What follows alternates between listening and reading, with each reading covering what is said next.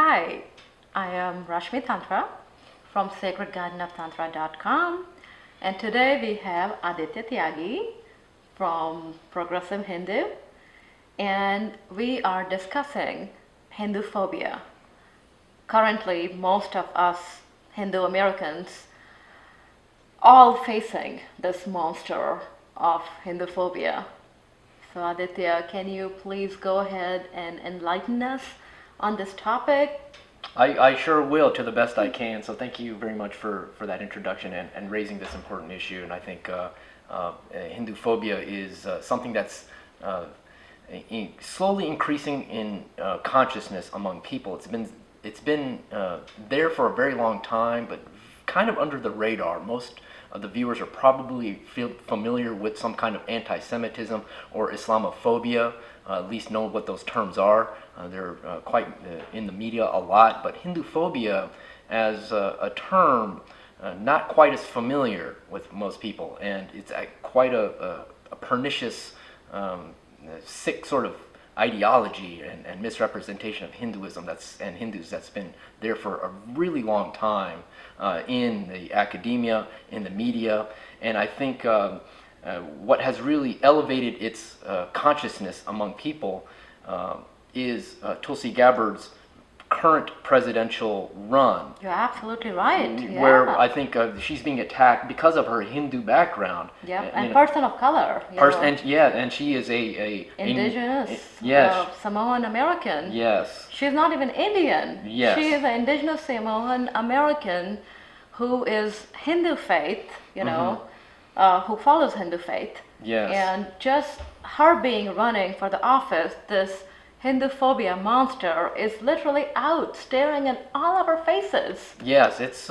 quite blatant actually, and I'm glad you said that just saying it as it is, Tulsi being a indigenous person of color, non-Indian, who is openly and proudly a Hindu running for president, she's getting a lot of attacks for that other non-Hindus given the exact same situation there's complete silence about it. And here's the funny part, like ex-president Barack Obama, he being a black American, not Hindu, but he was different than a typical white, prominent, Americans who become president or historical, president in America.